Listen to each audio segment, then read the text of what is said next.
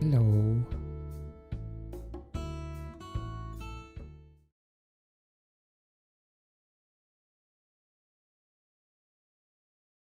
It's me, Salty. Welcome to my stream. Where there is absolutely nothing happening in the world, and it's just me reading Dracula. Welcome viewers, welcome VOD watchers. Hello Lady Dragon Chef. How are you doing? Tonight I'm, as I said, going to be continuing to read Dracula.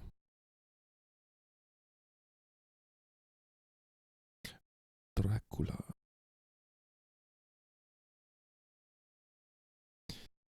So I was in the middle of a chapter yesterday. I was like, well, yeah, my throat was getting a bit rough. Sorry, I'm just checking. I feel like I've forgotten something.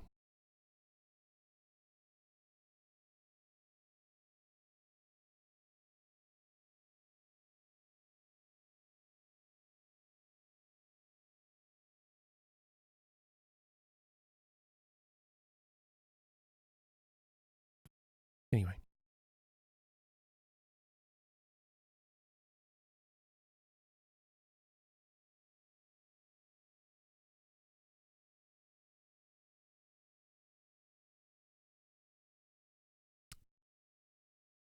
Okay. Couldn't have been too important.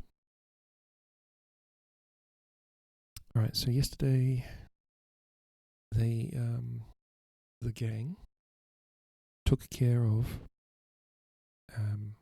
poor old Lucy Westenra and ended her undead, her undeadness, I guess, and laid her to rest properly. And now they were all on the same page. So there was a lot of faffing about. They all did a lot of talking and reading of journals and things, so hopefully now they're all on the same page and they're going to come up with a plan to take on Count Dracula, who they just found out has moved in next door to Dr. Seward's insane asylum.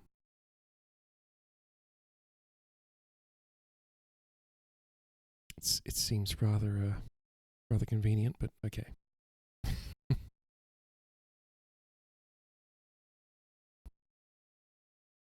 So, Mina Harker's journal.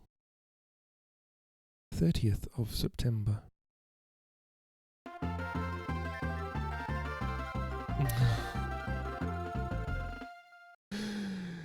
Lady Dragon Chef. Wholesome Bean decided to donate. Lady DC bought 5 teas. With $15, they said, "Enjoy the tea, you cutie pie X." No, you, Lady Dragon Chef.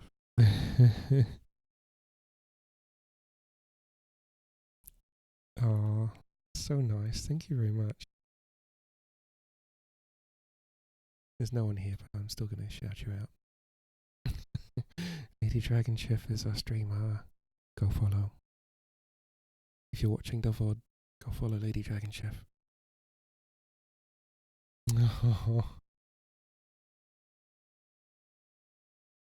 Oh, thank you. I shall buy some more tea with it.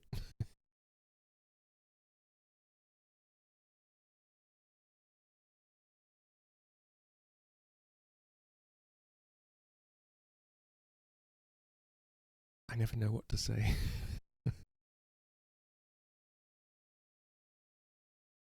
That's very wholesome, thank you.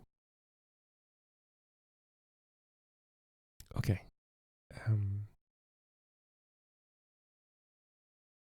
So right, Mina Harker's journal. Let's see what Mina's up to. 30th of September. When we met in Dr. Seward's study 2 hours after dinner, which had been at 6 o'clock, we unconsciously formed a sort of board or committee. Professor Van Helsing took the head of the table, to which Dr. Seward motioned him as he came into the room. He made me sit next to him on his right, and asked me to act as his secretary. Pronunciation. Jonathan sat next to me. Opposite us were Lord Godalming, Dr. Seward, and Mr. Morris, Lord Godalming being next the Professor and Dr. Seward in the centre. If you still manage to make it over in April, I can take you out for tea and maybe a cake. That'd be nice.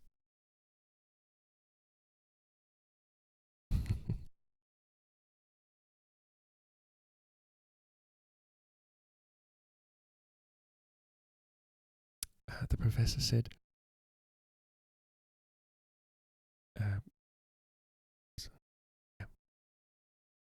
Van Helsing, I may, I suppose, take it that we are all acquainted with the facts that are in these papers. We all expressed assent, and he went on. That's okay. No worries, Lady DC.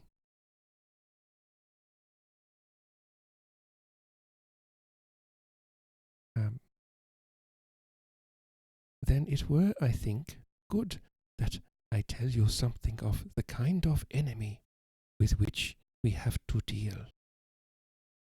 I shall then make known to you something of the history of this man, which has been ascertained for me. So we can then discuss how we shall act, and can take our measure according. If this is the part that I was told about, Van Helsing actually tells a rather disturbing story, so small content warning. I don't actually know what it is, but we'll see.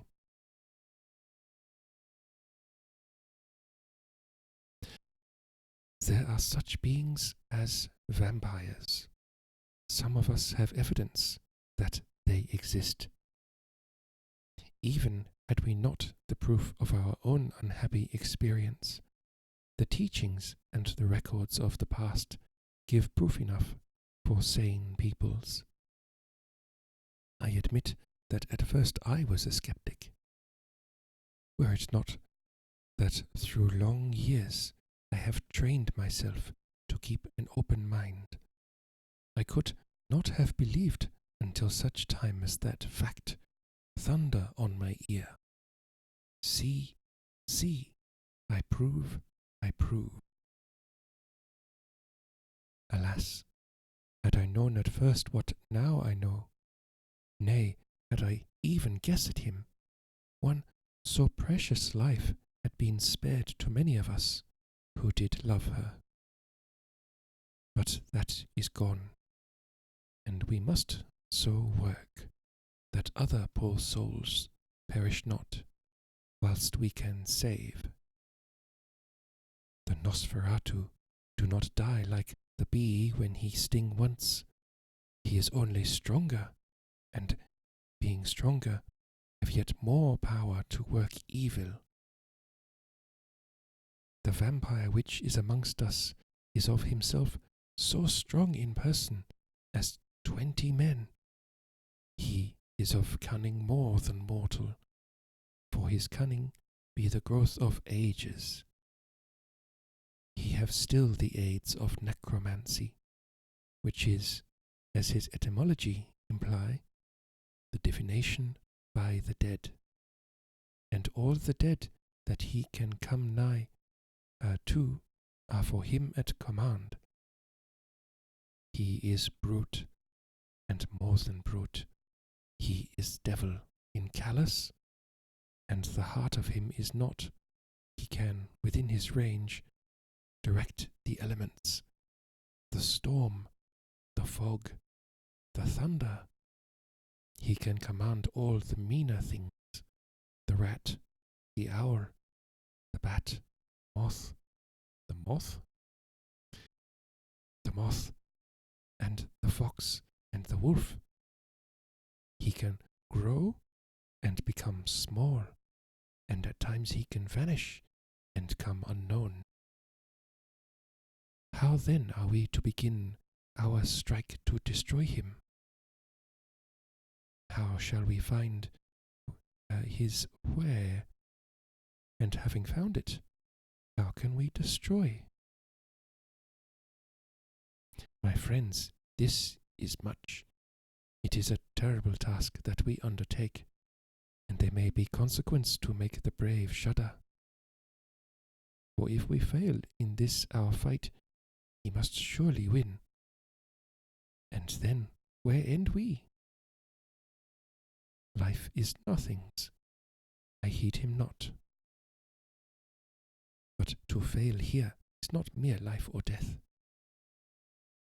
It is that we become as him, that we henceforth become foul things of the night, like him, without heart or conscience, preying on the bodies and the souls of those we love best. To us forever are the gates of heaven shut, for who shall open them to us again? We go on for all time, abhorred by all, a blot on the face of God's sunshine, an arrow in the side of him who died for man. But we are face to face with duty, and in such case, must we shrink? For me, I say no. But then I am old, and life, with his sunshine, his fair places, his song of birds, his music and his love, lie far behind. You others are young. Some have seen sorrow, but there are fair days yet in store. What say you? Whilst he was speaking, Jonathan had taken my hand. I feared, oh so much, that the appalling nature of our danger was overcoming him when I saw his hand stretch out, but it was life to me to feel its touch, so strong, so self-reliant, so resolute. A brave man's hand can speak for itself. It does not even need a woman's love to hear its music. When the professor had done speaking, my husband looked in my eyes, and I in his. There was no need for speaking between us. I answer for Mina and myself, he said. Count me in, Professor, said Mr. Quincy Morris, laconically as usual. I am with you, said Lord Godalming, for Lucy's sake, if for no other reason. Dr. Seward simply nodded. The professor stood up and, after laying his golden crucifix on the table, held out his hand on either side. I took his right hand and Lord Godalming his left. Jonathan held my right with his left and stretched across to Mr. Morris. So as we all took our hands, our solemn compact was made. I felt my heart icy cold, but it did not even occur to me to draw back. We resumed our places, and Dr. Van Helsing went on with a sort of cheerfulness which showed that the serious work had begun. It was to be taken as gravely and in as businesslike a way as any other transaction of life.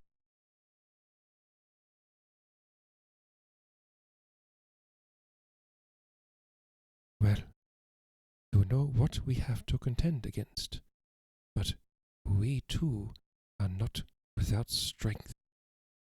We have on our side power of combination, a power denied to the vampire kind, we have sources of science.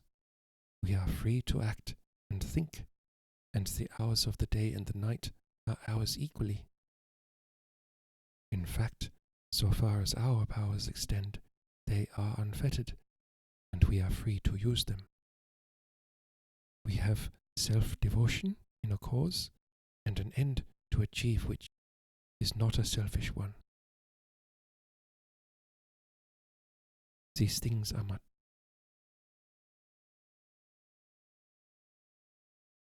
Now, let us see how far the general powers arrayed against us are restricted, and how the individual cannot.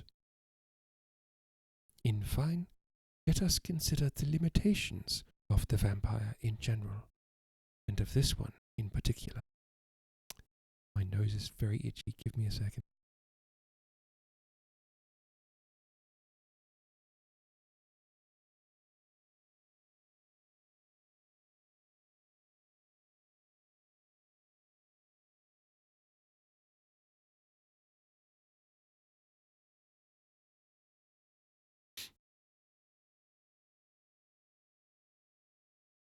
Nothing happened. Don't know what you're talking about.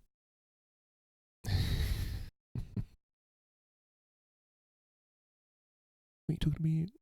Okay. All we have to go on are traditions and superstitions. These do not at the first appear much, when the matter is one of life and death, nay, of more than either life or death. Yet we must be satisfied, in the first place, because we have to be, no other means is at our control, and secondly, because, after all these things, tradition and superstition are everything. Does not the belief in vampires rest for others, though not, alas, for us on them?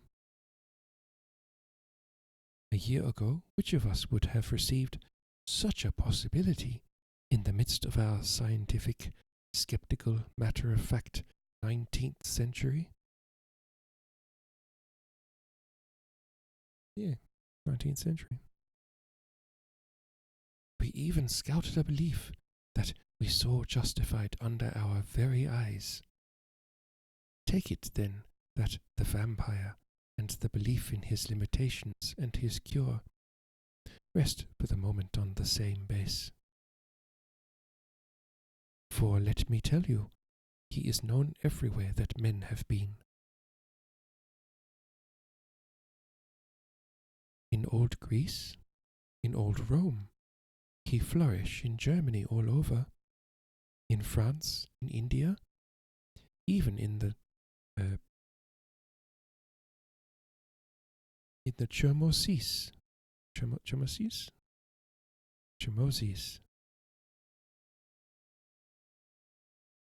and in China, so far from us in all ways. There even is he, and the peoples for him at this day. He have followed the wake of the berserker Icelander, the devil-begotten Hun, the Slav, the Saxon, the Magyar. So far, then, we have all we may act upon, and let me tell you that very much of the beliefs are justified by what we have seen in our own so unhappy experience. The vampire live on, and cannot die by mere passing of the time. He can flourish when that he can fatten on the blood of the living.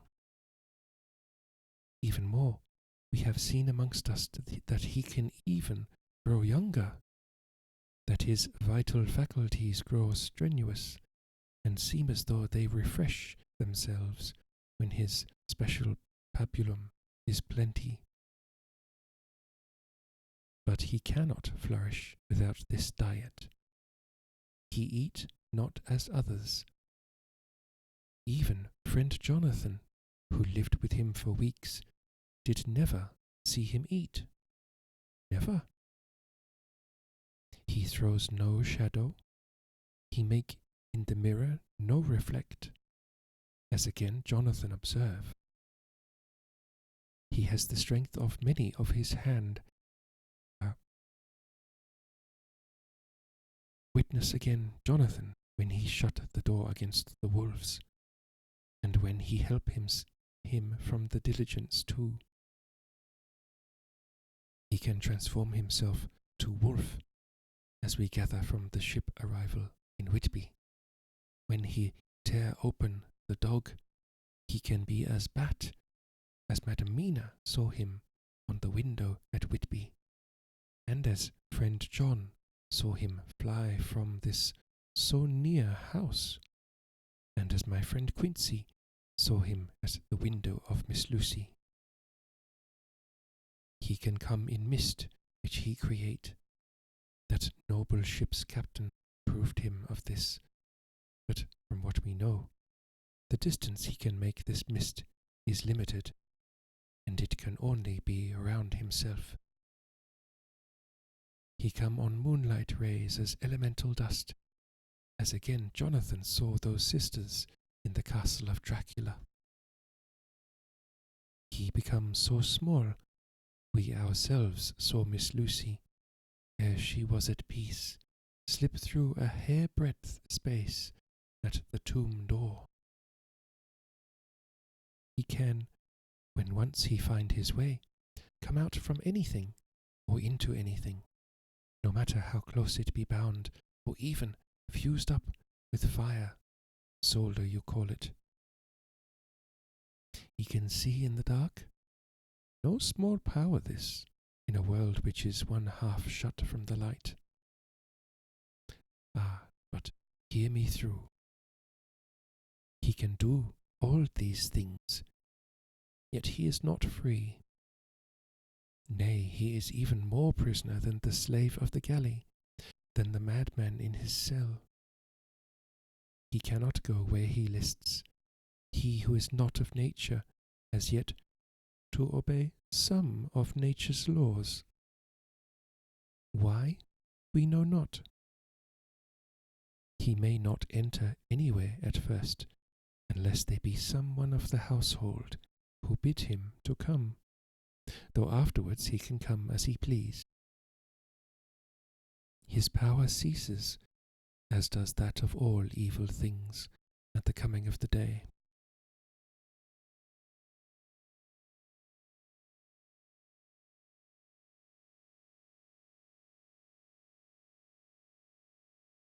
Only at certain times can he have limited freedom.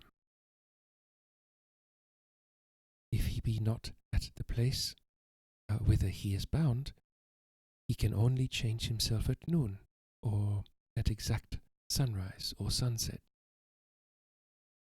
These things we are told, and in this record of ours we have proof by inference. Thus, whereas he can do as he will, within his limit. When he have his earth home, his coffin home, his hell home, the place unhallowed, as we saw when he went to the grave of the suicide at Whitby. Still at other time, he can only change when the time come. It is said too that he can only pass running water at the slack or the flood of the tide. Then there are things which so afflict him that he has no power, as the garlic that we know of, and as for things sacred, as this symbol, my crucifix, that was amongst us even now when we resolve. To them he is nothing, but in their presence he take his place far off and silent with respect. There are others too which I shall tell you of, lest in our seeking we may need them. The branch of wild rose on his coffin keep him that he move not from it. A sacred bullet fired into the coffin kill him so that he be true dead. And as for the stake through him, we know already of its peace, or the cut off head that giveth rest. We have seen it with our eyes. Thus, when we find the habitation of this man that was, we can confine him to this coffin and destroy him, if we obey what we know. But he is clever.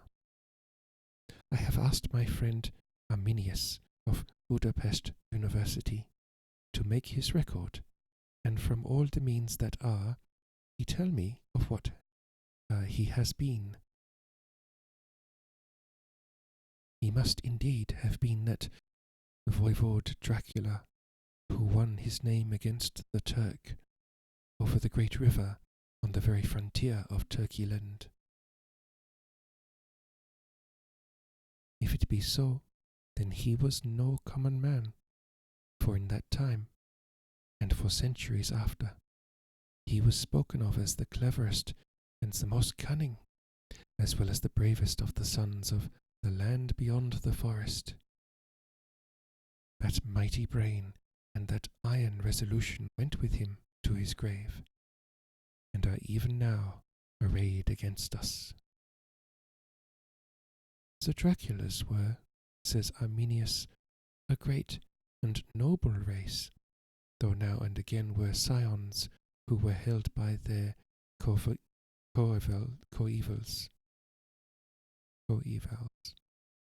to have had dealings with the evil one. They learned his secrets in the scholomance.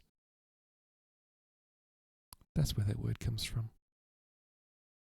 Amongst the mountains over Lake Hermannstadt, where the devil claims the 10th scholar as his due. In the records are such words as Stragoika, witch, Ordog, and Pokol, Satan and hell.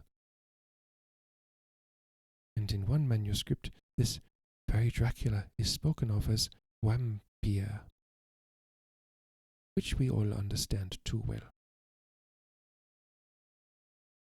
There have been from the loins of this very one great men and good women, and their graves make sacred the earth, where alone this foulness can dwell.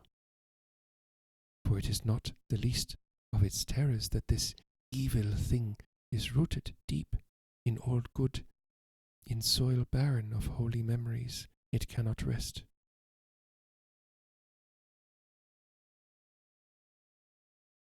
Whilst they were talking, Mr. Morris was looking steadily at the window, and he now got up quietly and went out of the room. There was a little pause, and then the professor went on. And now we must settle what we do. We have here much data, and we must proceed to lay out our campaign. We know from the inquiry of Jonathan that from the castle to Whitby came 50 boxes of earth, all of which were delivered at Carfax. We also know that at least some of these boxes have been removed. It seems to me that our first step should be to ascertain whether all the rest remain in the house beyond that wall where we look today, whether any more have been removed. If the latter, we must trace ... Here we were interrupted in a very startling way. Outside the house came the sound of a pistol shot. The glass of the window was shattered with a bullet, which, ricocheting from the top of the embrasure, struck the far wall of the room. I am afraid I am at heart a coward, for I shrieked out. The men all jumped to their feet. Lord Godalming flew over to the window and threw up the sash. As he did so, we heard Mr. Morris's voice without.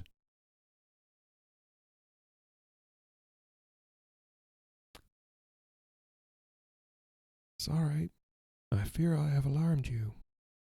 I shall come in and tell you about it. That was horrible. A minute later he came in and said, "It was an idiotic thing of me to do. and I ask your pardon, Mrs. Harker, most sincerely. I fear I must have frightened you terribly. But the fact is that whilst the professor was talking, there came a big bat and sat on the window sill. Got such a horror of the damn brutes from recent events that I cannot stand them. And I went out to have a shot, as I have been doing of late of evenings, whenever I've seen one. You used to laugh at me for it then, Art. Did you hit it? Asked Dr. Van Helsing. I don't know. I fancy not, for it flew away into the wood.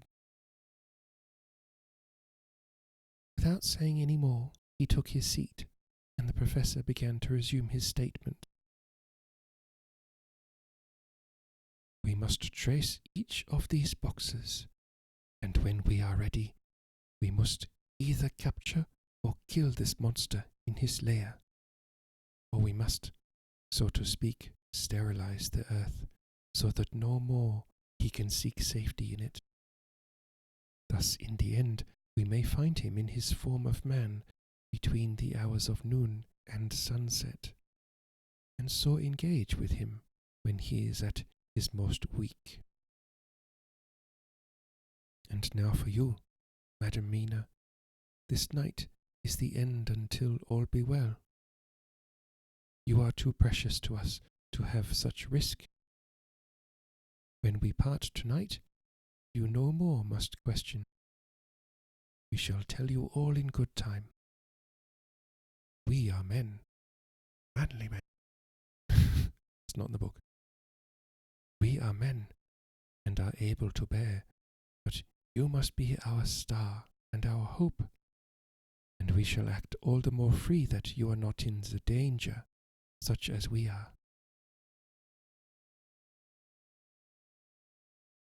All the men, even Jonathan, seemed relieved, but it did not seem to me good that they should brave danger, and perhaps lessen their safety, strength being the best safety, through care of me. But their minds were made up, and though it was a bitter pill for me to swallow, I could say nothing, save to accept their chivalrous care of me.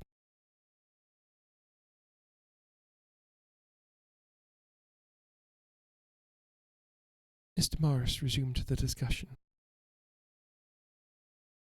As there is no time to lose, I vote we have a look at this house right now.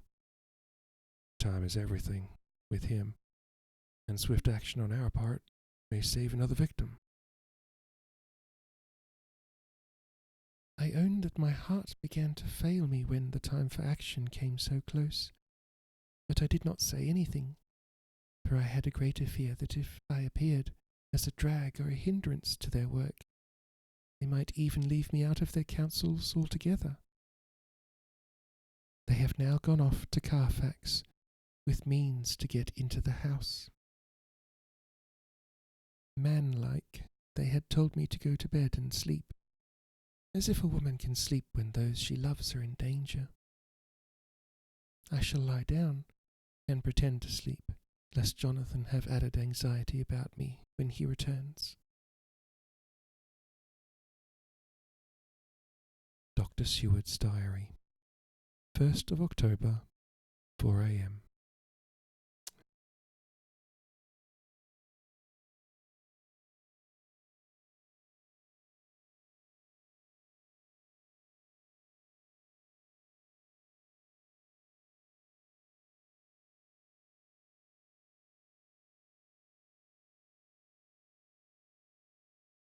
Okay, so I'm guessing this was written after they went into the house. Dr. Seward. What was Dr. Seward? Just generic, upper crust English.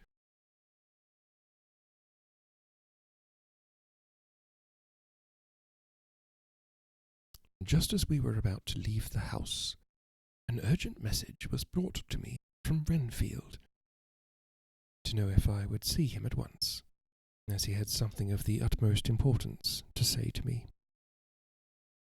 I told the messenger to say that I would attend to his wishes in the morning.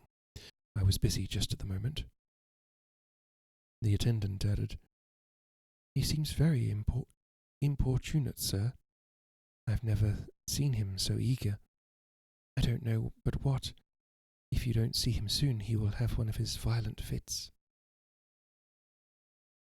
I knew the man would not have said this without some cause, so I said, "All right, I'll go now."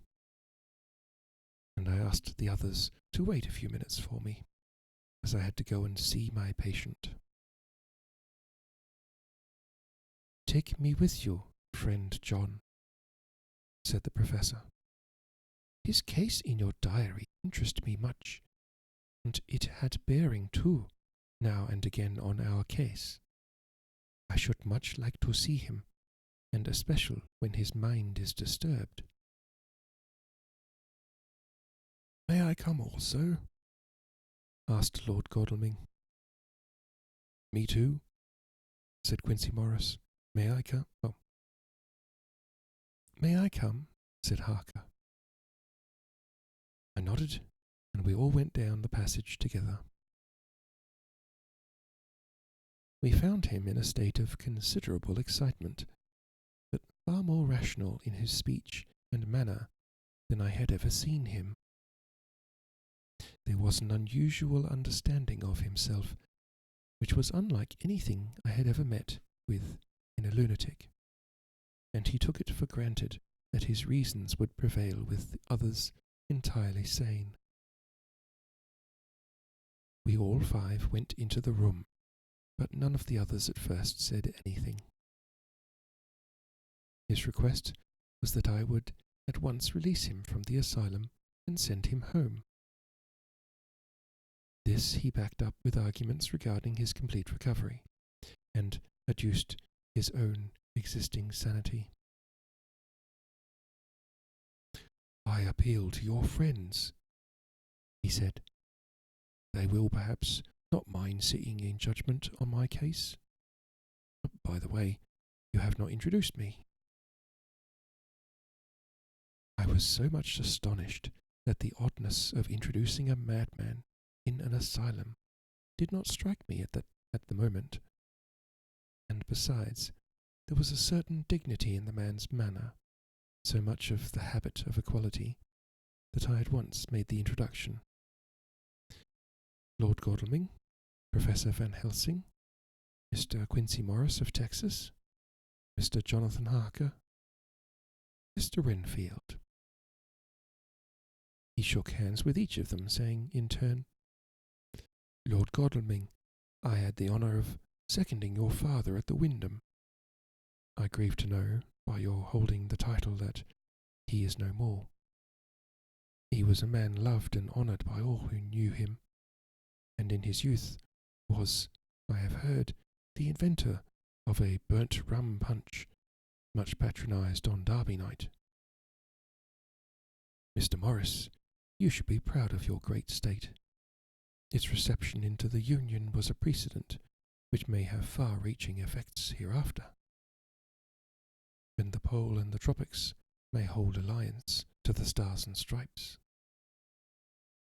The power of treaty may yet prove a vast engine of enlargement when the Monroe Doctrine takes its true place as a political fable. What shall any man say of his pleasure at meeting Van Helsing? Sir, I make no apology for dropping all forms of conventional prefix. When an individual has revolutionized therapeutics by his discovery of the continuous evolution of brain matter, conventional forms are unfitting, since they would seem to limit him to one of a class. You, gentlemen, who by nationality, by heredity, or by the possession of natural gifts, are fitted to hold your respective places in the moving world, I take to witness that I am as sane as at least the majority of men who are in full possession of their liberties. And I am sure that you, Dr. Seward, humanitarian and medico-jurist, as well as scientist, will deem it a moral duty to deal with me as one to be considered as under exceptional circumstances. He made this last appeal with a courtly air of conviction, which was not without its own charm. I think we were all staggered.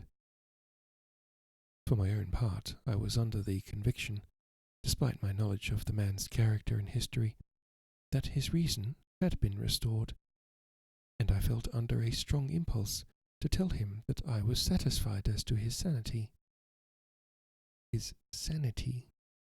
and would see about the necessary formalities for his release in the morning. I thought it better to wait, however, before making so grave a statement, for of old I knew the sudden changes to which this particular patient was liable.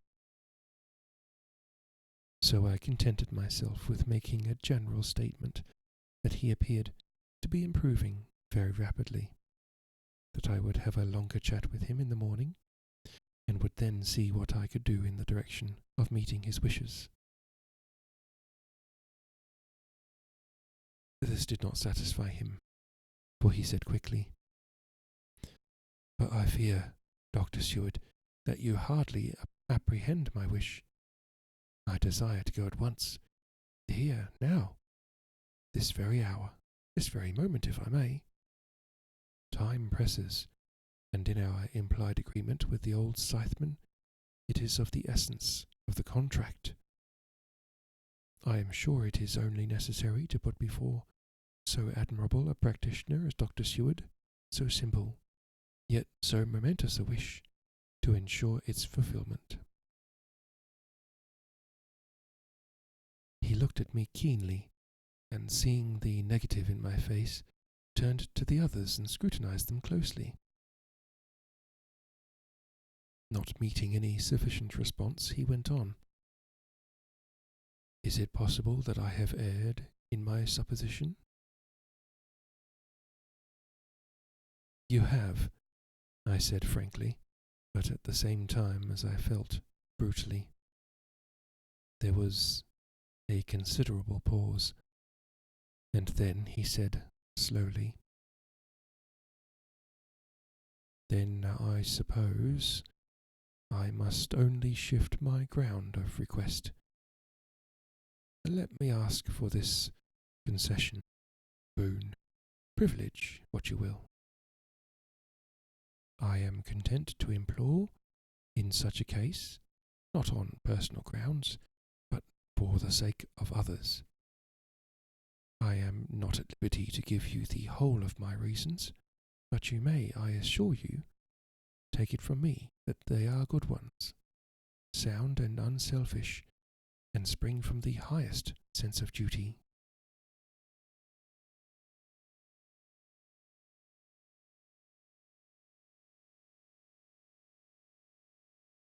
Could you look, sir, into my heart, you would approve to the full the sentiments which animate me.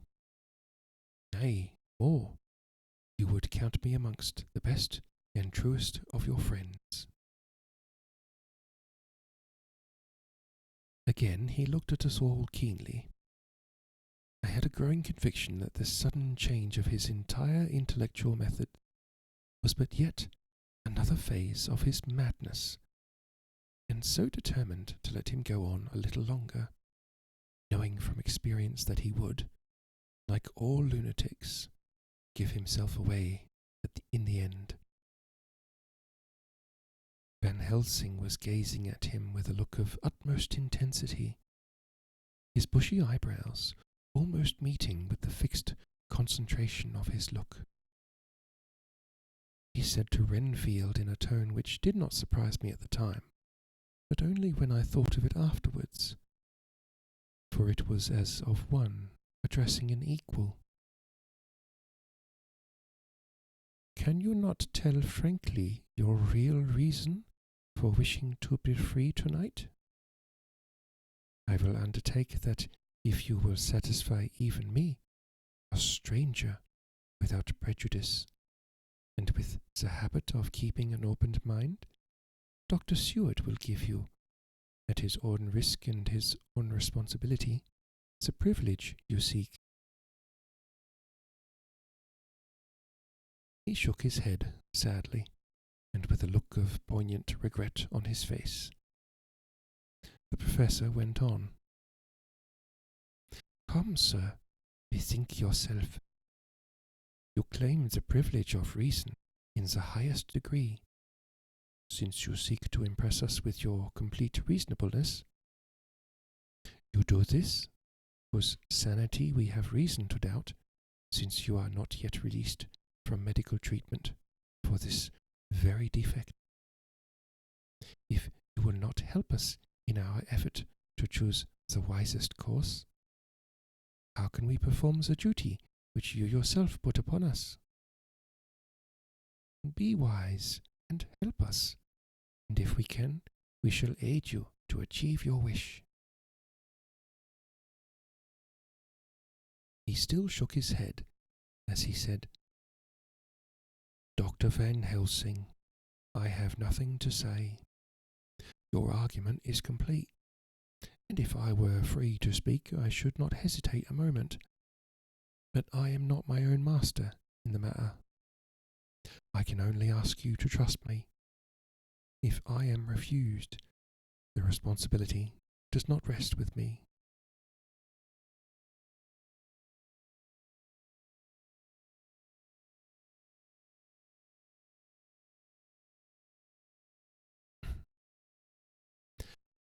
I thought it was now time to end the scene, which was becoming too comically grave, so I went towards the door, simply saying, Come, my friends, we have work to do. Good night. As, however, I got near the door, a new change came over the patient. He moved towards me so quickly that for the moment I feared that he was about to make another homicidal attack. My fears, however, were groundless, for he held up his two hands imploringly, and made his petition in a moving manner. As he saw that the very excess of his emotion was militating against him, by restoring us more to our old relations, he became still more demonstrative. I glanced at Van Helsing, and saw my conviction reflected in his eyes, so I became a little more fixed in my manner, if not more stern, and motioned to him that his efforts were unavailing. I had previously seen something of the same constantly growing excitement in him when he had to make some request of which at the time he had thought much, such for instance as when he wanted a cat, and I was prepared to see the collapse into the same sullen acquiescence on this occasion. My expectation was not realized, for when he found that his appeal would not be successful, he got into quite a frantic condition. He threw himself on his knees and held up his hands, wringing them in plaintive supplication, and poured forth a torrent of entreaty, with the tears rolling down his cheeks, and his whole face and form expressive of the deepest emotion. Let me entreat you, Dr. Seward. Oh, let me implore you to let me out of this house at once. Send me away how you will and where you will. Send keepers with me, with whips and chains. Let them take me in a strait waistcoat, manacled and leg-ironed, even to jail. But let me go out of this. You don't know what you do by keeping me here. I'm speaking from the depths of my heart, of my very soul. You don't know whom you wrong, or how, and I may not tell. Woe is me, I may not tell. By all you hold sacred, by all you hold dear, by your love that is lost, by your hope that lives, for the sake of the Almighty, take me out of this and save my soul from guilt. Can't you hear me, man? Can't you understand? Will you never learn? Don't you know that I am sane and earnest now? That I am no lunatic in a mad fit, but a sane man fighting for his soul? Oh, hear me, let me go. Let me go, let me go. I thought that the longer this went on, the wilder he would get, and so would bring on a fit. So I took him by the hand and raised him up. Come, I said sternly, no more of this. We have had quite enough already. Get to your bed and try to behave more discreetly.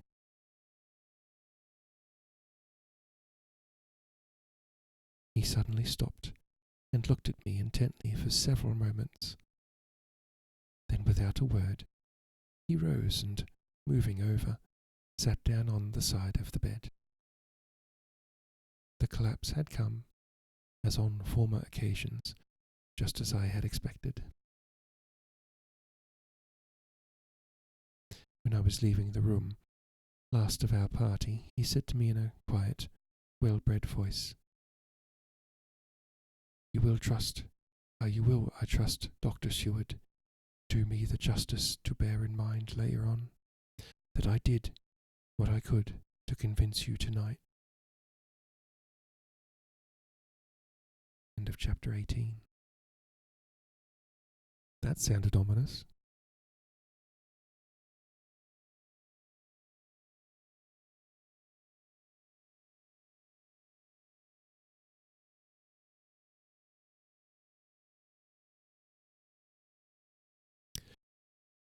Chapter 19. Jonathan Harker's Journal. 1st of October, 5 a.m.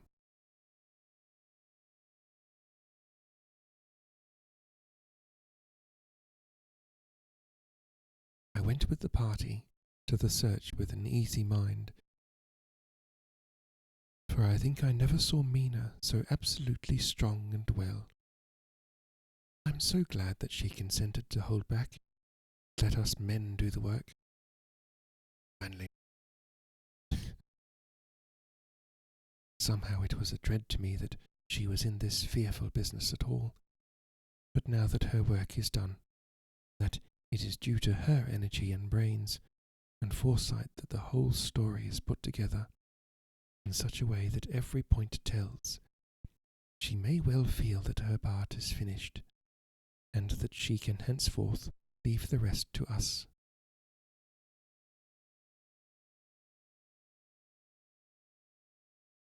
We were, I think, all a little upset by the scene with Mr. Renfield.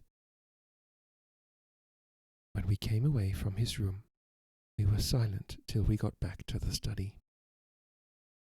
Then Mr. Morris said to Dr. Seward, Say, Jack, if that man wasn't attempting a bluff, he's about the sanest lunatic I ever saw. I'm not sure, but I believe that he had some serious purpose. If he had, it was pretty rough on him not to get a chance.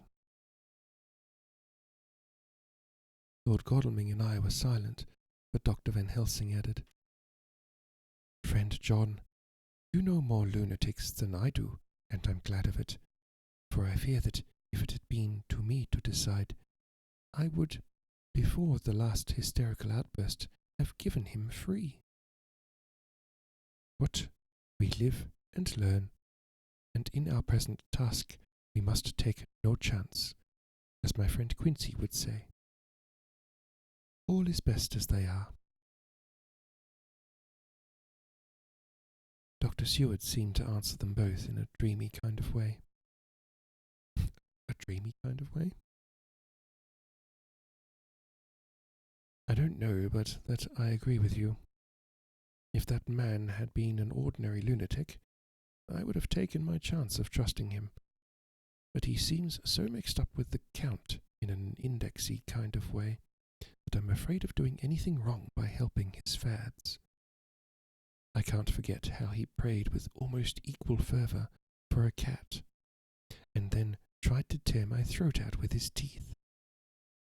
Besides, he called the Count Lord and Master, and he may want to get out to help him in some diabolical way. That horrid thing has the wolves and the rats, and his own kind to help him.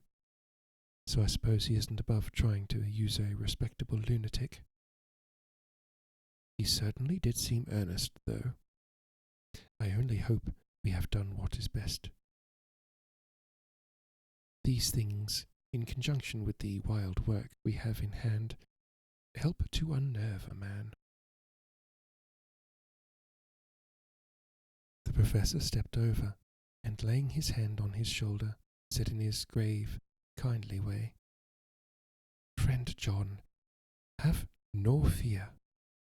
We are trying to do our duty in a very sad and terrible case. We can only do as we deem best. What else have we to hope for, except the pity of good God?" Lord Godalming had slipped away for a few minutes, but now he returned. He held up a little silver whistle as he remarked, "That old place may be full of rats, and if so, I've got an antidote on call." Having passed the wall, we took our way to the house, taking care to keep in the shadows of the trees on the lawn when the moonlight shone out. But Dracula can see in the dark. When we got to the porch, the professor opened his bag and took out a lot of things, which he laid on the step, sorting them into 4 little groups, evidently one for each. Then he spoke. "My friends, we are going into a terrible danger.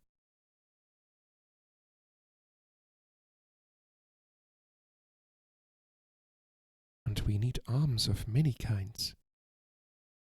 Our enemy is not merely spiritual. Remember that he has the strength of 20 men, and that, though our necks or our windpipes are of the common kind, and therefore breakable or crushable, his are not amenable to mere strength. A stronger man, or a body of men more strong in all than him, can at certain times hold him, but they cannot hurt him as we can be hurt by him. We must therefore guard ourselves from his touch. Keep this near your heart." As he spoke, he lifted a little silver crucifix and held it out to me, I being nearest to him. "Put these flowers round your neck." Here he handed to me a wreath of withered garlic blossoms. For other enemies more mundane, this revolver and this knife, and, for aid in all, these so small electric lamps, which you can fasten to your breast, and for all, and above all, at the last, this, which we must not desecrate needless. This was a portion of sacred wafer, which he put in an envelope and handed to me. Each of the others was similarly equipped. "Now," he said, "Friend John, where are the skeleton keys? If so that we can open the door, we need not break house by the window, as before at Miss Lucy."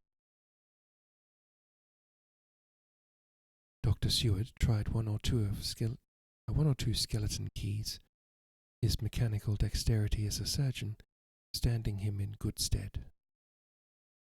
Presently he got one to suit. After a little play back and forward, the bolt yielded, and with a rusty clang shot back. He pressed on the door, the rusty hinges creaked, and it slowly opened.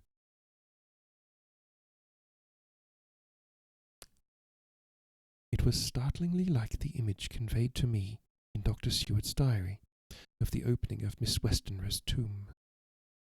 I fancy that the same idea seemed to strike the others, for with one accord they shrank back. The professor was the first to move, and stepped into the open door. "In manus tuas, Domine," he said, crossing himself as he passed over the threshold. we closed the door behind us, lest when we should have lit our lamps, we should possibly attract attention from the road. The professor carefully tried the lock, lest we might not be able to open it from within, should we be in a hurry making our exit. Then we all lit our lamps and proceeded on our search. The light from the tiny lamps fell in all sorts of odd forms as the rays crossed each other, or the opacity of our bodies threw great shadows. I could not for my life get away from the feeling that there was someone else amongst us. I suppose it was the recollection, so powerfully brought home to me by the grim surroundings, of that terrible experience in Transylvania. I think the feeling was common to us all, for I noticed that the others kept looking over their shoulders at every sound and every new shadow, just as I felt myself doing.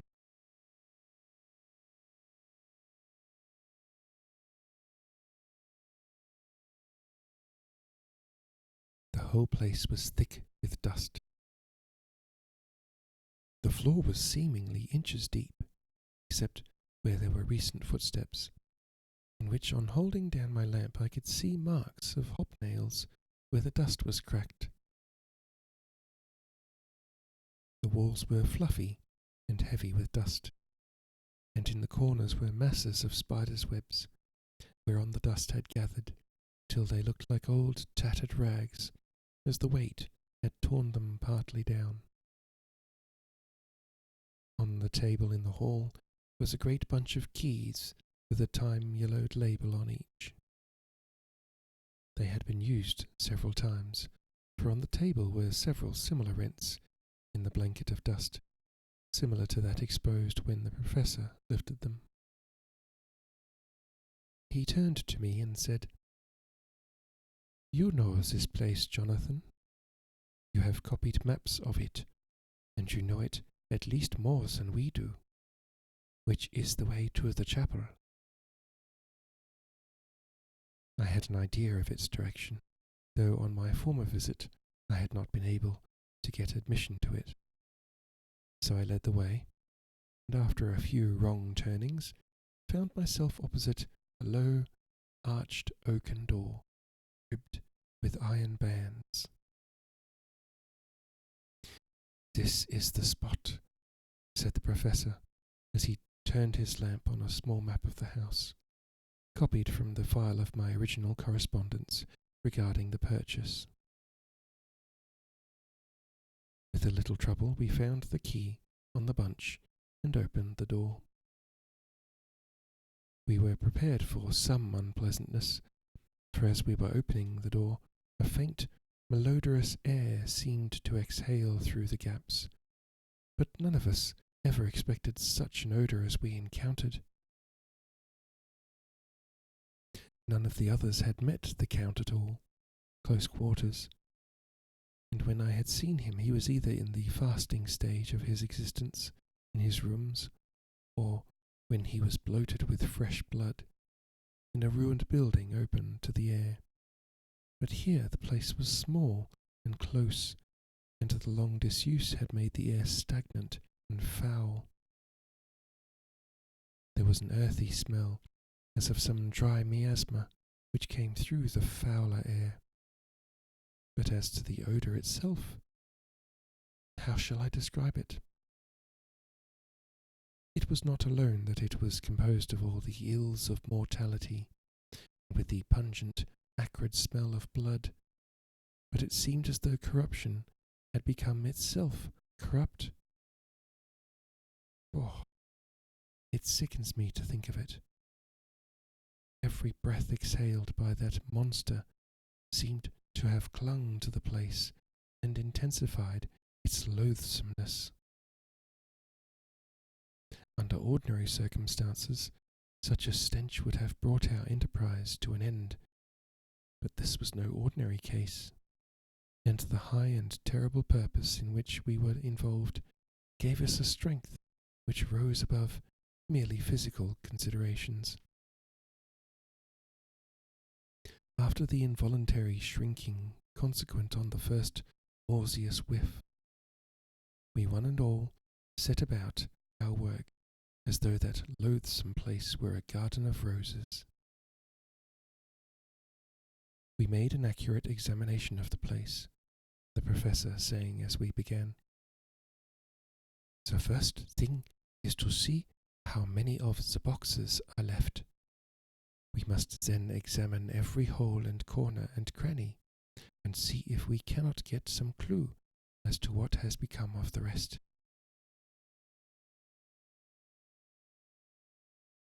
A glance was sufficient to show how many remained, for the great earth chests were bulky, and there was no mistaking them. There were only 29 left out of the 50. Once I got a fright for seeing Lord Godalming suddenly turn and look out of the vaulted door into the dark passage beyond. I looked too, and for an instant my heart stood still. Somewhere looking out from the shadow, I seemed to see the highlights of the Count's evil face, the ridge of the nose, the red eyes, the red lips, the awful pallor. It was only for a moment, for, as Lord Godalming said, "I thought I saw a face, but it was only the shadows," and resumed his inquiry. I turned my lamp in the direction and stepped into the passage. There was no sign of anyone.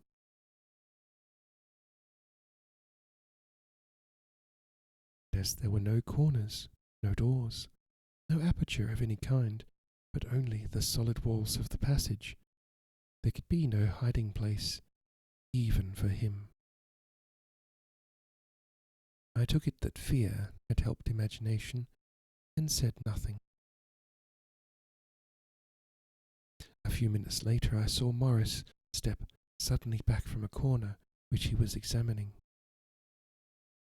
We all followed his movements with our eyes, for undoubtedly some nervousness was growing on us, and we saw a whole mass of phosphorescence which twinkled like stars.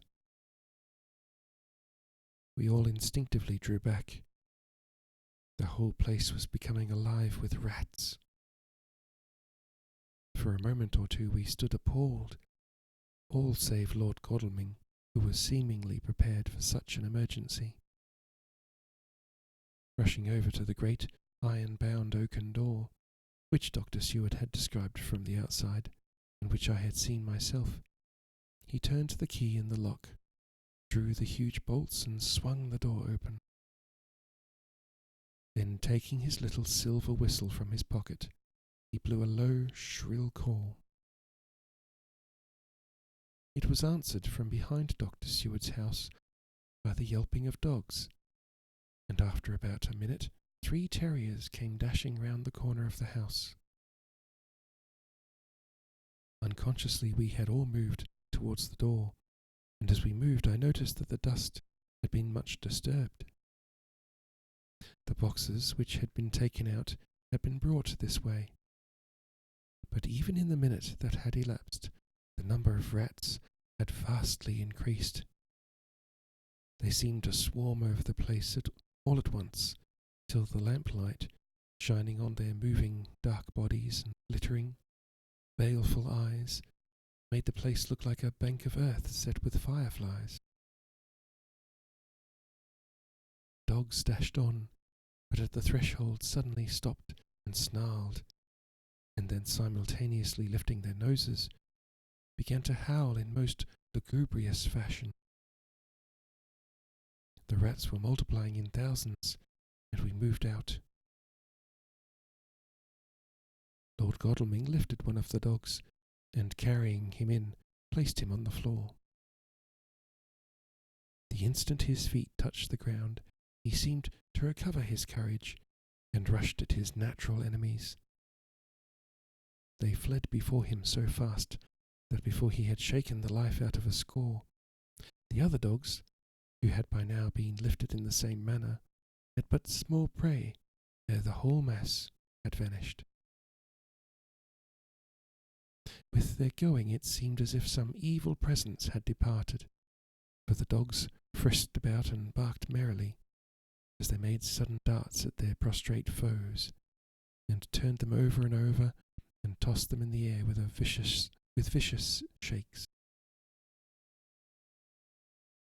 We all seemed to find our spirits rise.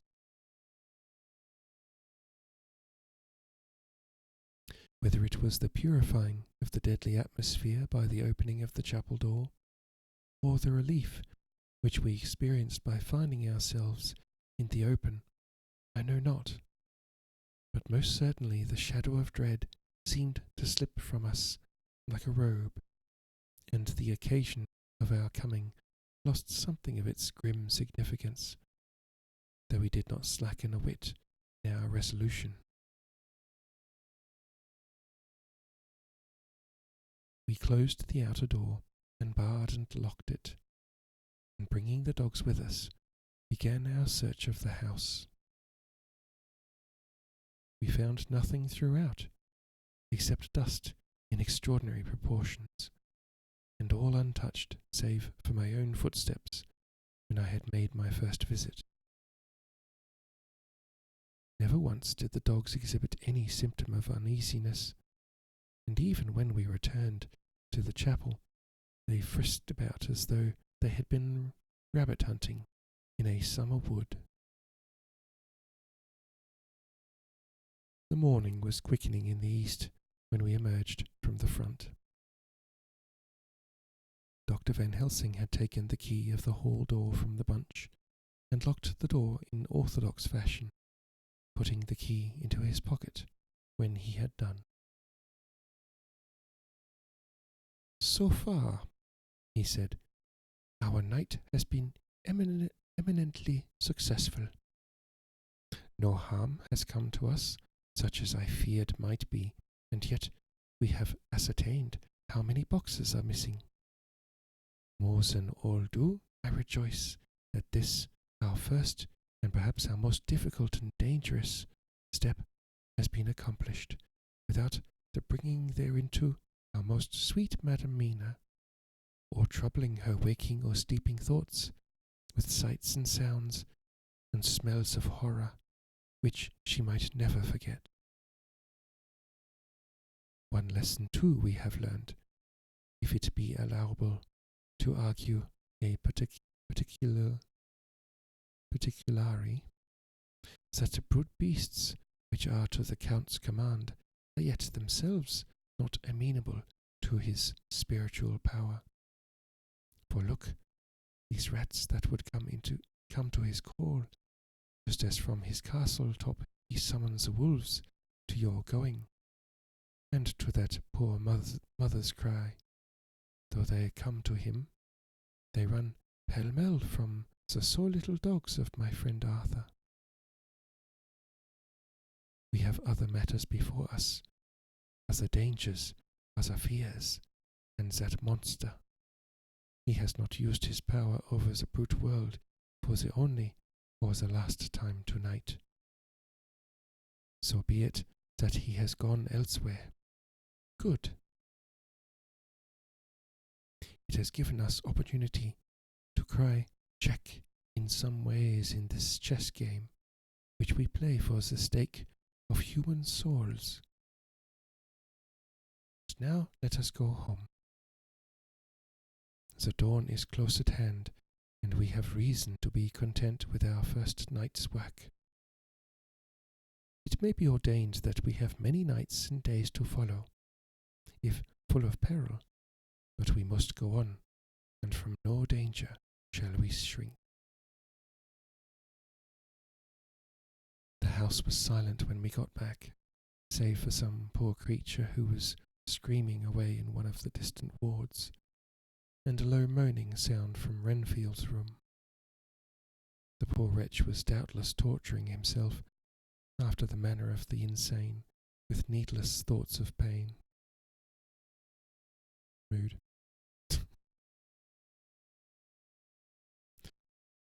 I came to tiptoe into our room, and found Mina asleep, breathing so softly that I had to put my ear down to hear it.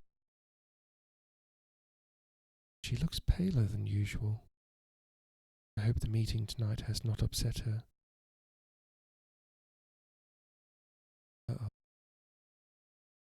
I'm truly thankful that she is to be left out of our future work, and even of our deliberations. It is too great a strain for a woman to bear.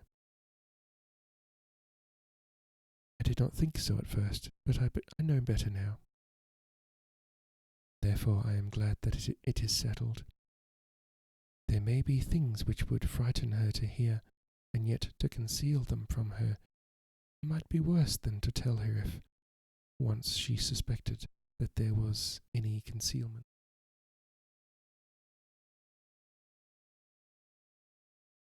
Henceforth, our work is to be a sealed book to her, till at least such time as we can tell her that all is finished, and the earth free from a monster of the nether world. I dare say it will be difficult to begin to keep silence after such confidence as ours, but I must be resolute, and tomorrow I shall keep dark over tonight's doing, and shall refuse to speak of anything that has happened. I rest on the sofa, so as not to disturb her. 1st of October, later. I suppose it was natural that we should have all overslept ourselves, for the day was a busy one, and the night had no rest at all. Even Mina must have felt its exhaustion, for though I slept till the sun was high, I was awake before her, and had to call 2 or 3 times before she awoke. Indeed, she was so sound asleep that for a few seconds she did not recognize me, but looked at me with a sort of blank terror, as one looks who has been waked out of a bad dream. She complained a little of being tired, and I let her rest till later in the day. We now know of 21 boxes having been removed, and if it be that several were taken in any of these removals, we may be able to trace them all. Such will, of course, immensely simplify our labour. The sooner the matter is attended to, the better. I shall look up Thomas Snelling today. Dr. Seward's diary.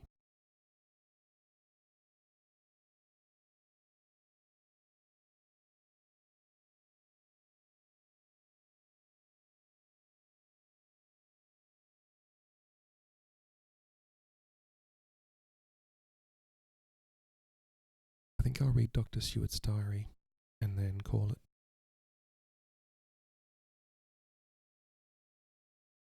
First of October. It was towards noon when I was awakened by the professor walking into my room. He was more jolly and cheerful than usual. It was quite evident that last night's work has helped to take some of the brooding weight off his mind. After going over the adventure of the night, he suddenly said, "Your patient interests me much. May it be that with you I visit him this morning, or if that you are too occupied, I can go alone, if it may be. It is a new experience to me to find a lunatic who talk philosophy and reason so sound." I had some work to do which pressed, so I told him that if he would go alone I would be glad, as then I should not have to keep him waiting. So I called an attendant and gave him the necessary instructions. Before the professor left the room, I cautioned him against getting any false impression from my patient.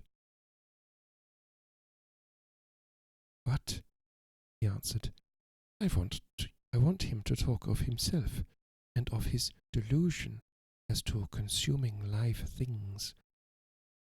He said to Madam Mina, as I see in your diary of yesterday, that he had once had such a belief. Why do you smile, friend John? Excuse me, I said, but the answer is here. I laid my hand on the typewritten matter.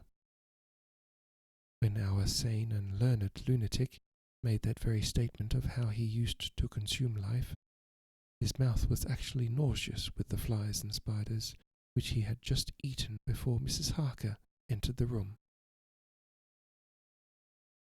Van Helsing smiled in turn. Good, he said.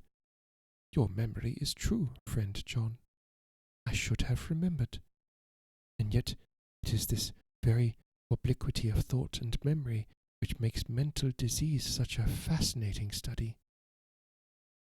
Perhaps I may gain more knowledge out of the folly of this madman than I shall from the teaching of the most wise. Who knows? I went on with my work, and before long was through that in hand. It seemed that the time had been very short indeed, but there was Van Helsing back in the study. Do I interrupt? He asked politely, as he stood at the door. Not at all, I answered. Come in. My work is finished, and I am free. I can go with you now if you like. It is needless. I have seen him. Well? I fear that he does not appraise me at much. Our interview was short. When I entered his room, he was sitting on a stool in the centre, with his elbows on his knees, and his face was the picture of sullen discontent. I spoke to him as cheerfully as I could, and with such a measure of respect as I could assume. He made no reply whatever. Don't you know me? I asked.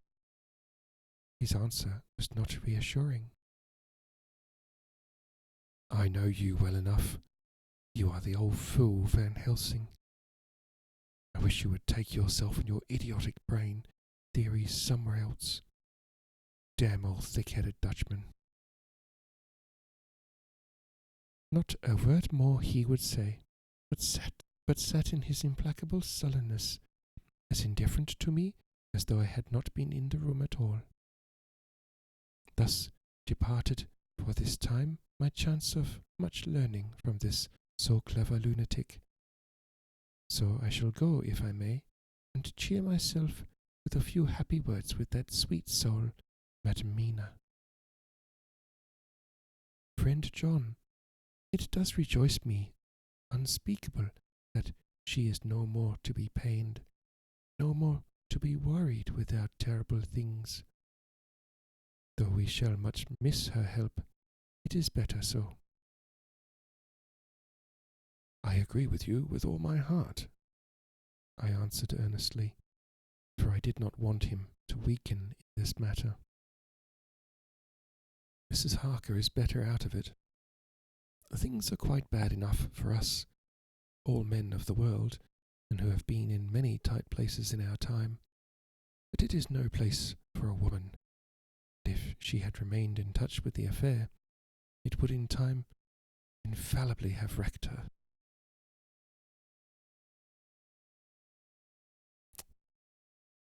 Christ.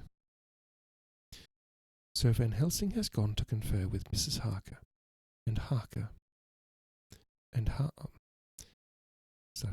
So Van Helsing has gone to confer with Mrs. Harker, and Harker, Quincy, and Art are all out following up the clues as to the earth boxes. I shall finish my round of work, and we shall meet tonight. The next entry is Mina Harker's journal, 1st of October. I think I'm going to leave it there tonight, chat, because I'm a little bit sleepy. I'm very sleepy. I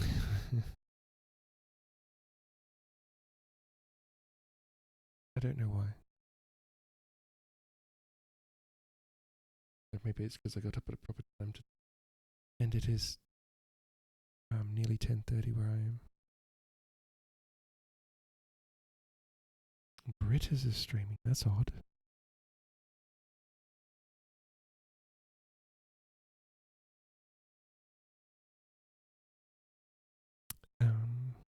Who we got on? Okay, we have Chronico. We have Melvi. We have Acid.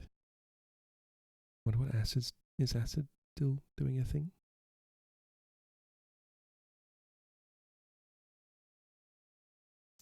I could rate Acid because Acid is doing a charity stream. Not doing ASMR, but she's doing cooking.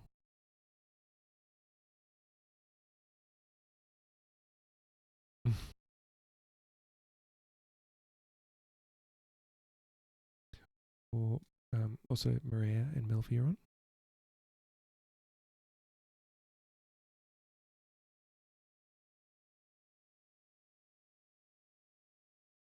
What's Britta's doing?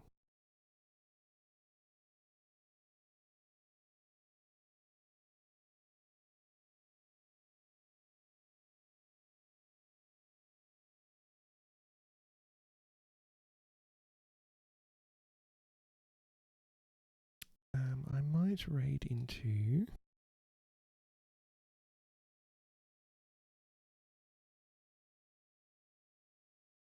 Oh, hello, T-Mite. How you doing? I'm just finishing up, friendo. I'm getting a little bit sleepy. Best salty, thank you. I was sad the other week because Salty Crepes is retired from streaming. They were another. They not only another salty, but they were another non-binary person too. I was just like, oh no. So yeah, Salty Crepes has decided to retire. I enjoyed their stream. They were sort of cozy chaos, which was fun. I rated Melvi the other I'm just deciding who to raid. I don't know if I should raid someone else. How's the absolute content going? Oh, you heard that, did you?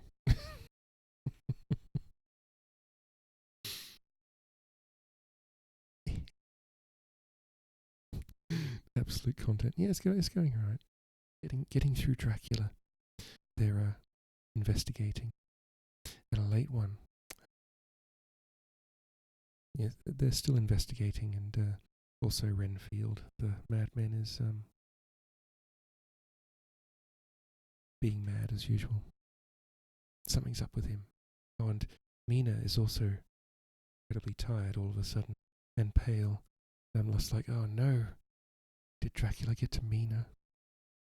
You only just got home? Are you on daylight savings? That's a late one.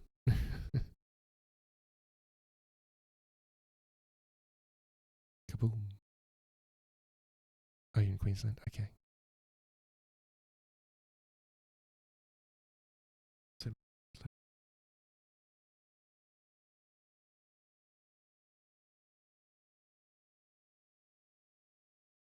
Christmas things are starting at work. That's cool. Yeah, I suppose it is.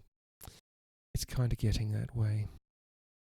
It's only 4 weeks till December. Well, less than 4 weeks, I guess. My brother's partner wants to decorate this year at their place. So my brother was like, "Have you got any old decoration?" I'm just like, "Yeah, yes, we do. A huge cupboard full." I might do a little decorating this year. Past few years, I haven't felt like decorating. Christmas was Mum's season, so after she passed away,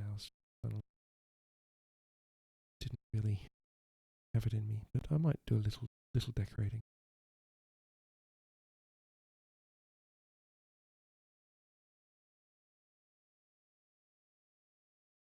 Oh no, Melvy's finishing up.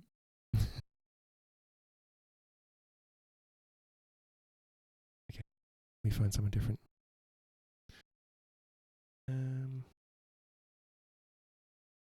I need to learn Spanish so I can understand what the heck Melvy's. We're gonna rate Acid because Acid's doing a charity stream, and I know Acid's not doing ASMR, but it's for the kids. I should rate Salty Chimkin. I don't know if I can do that. A channel cannot rate itself.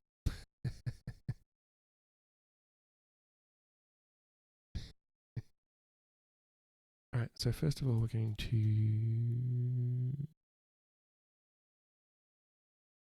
I was going to do a shout out for somebody, but I forgot.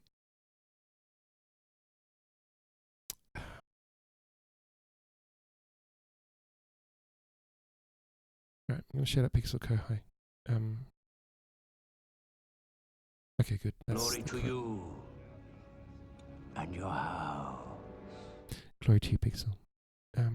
Pixel does ASMR during the day, like afternoon, occasionally during the week. They have a very, I was going to say, rather unique vibe, very cutesy, it's like gentle, very gentle voice. Oh yeah. And we're going to go rate Acid.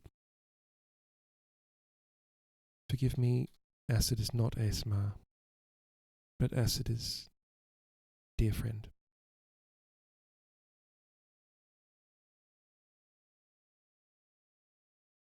There are the 8 raid commands.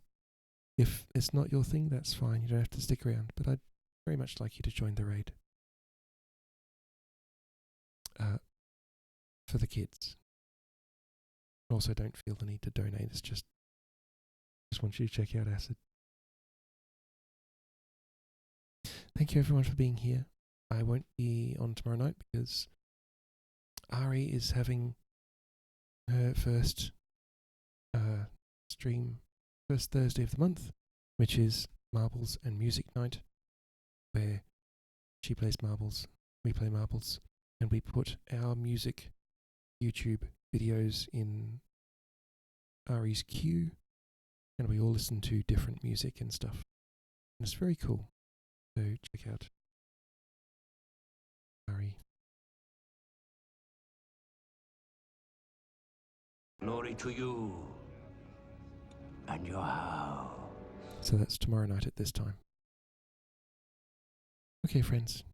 I will see you probably next week, if not before. Thank you, everyone. Good night, or good day. Bye, everyone. Bye.